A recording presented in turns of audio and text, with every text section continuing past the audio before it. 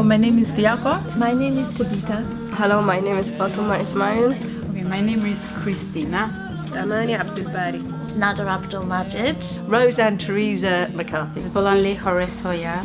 My name is Diana Sephora Flores Gallardo. Yeah. I mentioned your name. She did talk about it. Yeah.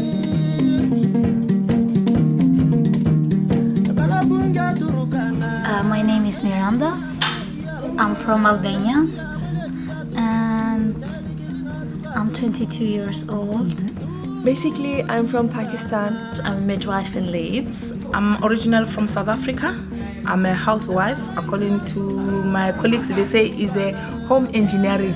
I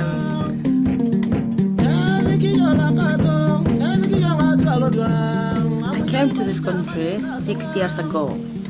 I didn't know that. I'm in England actually.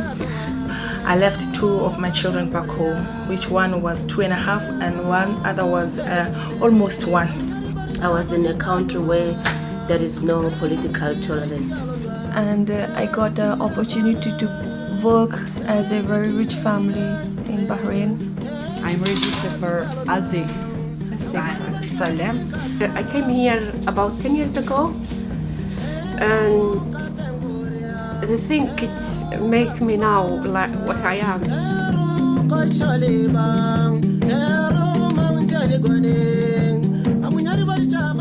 I didn't feel very well, so a friend told me to register with a GP.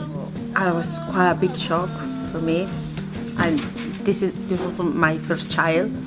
I come here, the Leeds. I have the pregnant 8 months.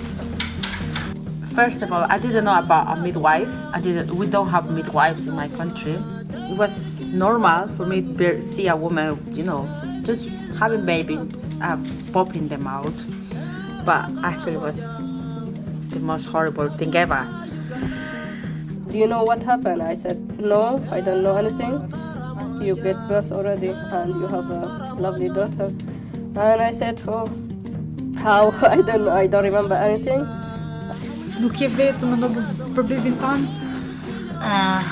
I was alone and for me it was more painful being alone than my pains. You can imagine, I really felt like somebody just tore me apart.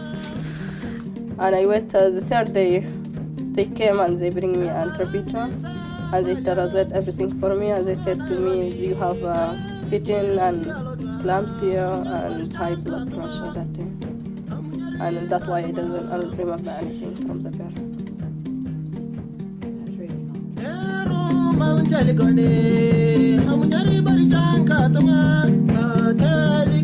I went to GP and GP transferred me to Hamla midwives.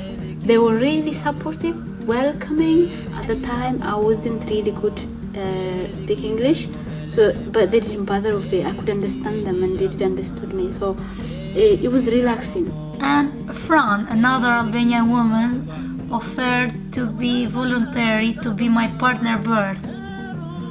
And in that moment I was happy. I couldn't believe like somebody is gonna be with me.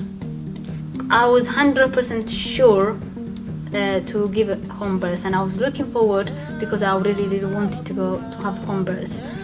This lady, she called me at 4 o'clock in the morning. She was having a baby, and I have to sort the ambulance out for her because she don't speak English. And usually I don't pick up the phone at 4 o'clock in the morning. Literally, I felt push, and then I was just looking through the window. People is passing around, and I felt the babies come out. And she suddenly panicked in a strange environment and she said, I die. And I said to her, no, you won't die. Remember, your baby's your future, because that's what she kept saying. And then we hugged, and then she was all right because she felt safe, because she knew me. She listened everything of me, even if I was shouting, even if I was smiling, even if I wanted my mom in that moment. She been with me.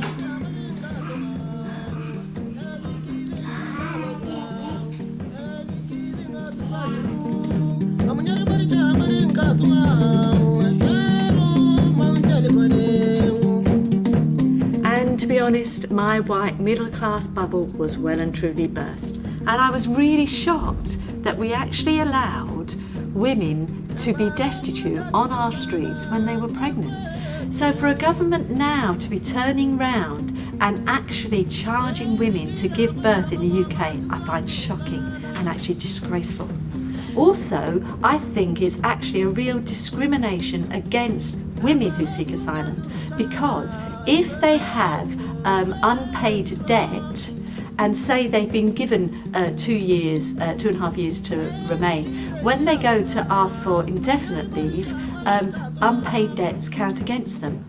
So the unpaid debt of giving birth in the UK could mean they then get deported, and that's just totally unfair. And I find it incredible that our government will help to fund women in other countries to be able to give birth for free, and yet then they charge them here. It just doesn't make any sense. And I think it's something we've got to should be outcrying about, and actually let's make sure we keep women and children safe. They're stuck, and yet they're here.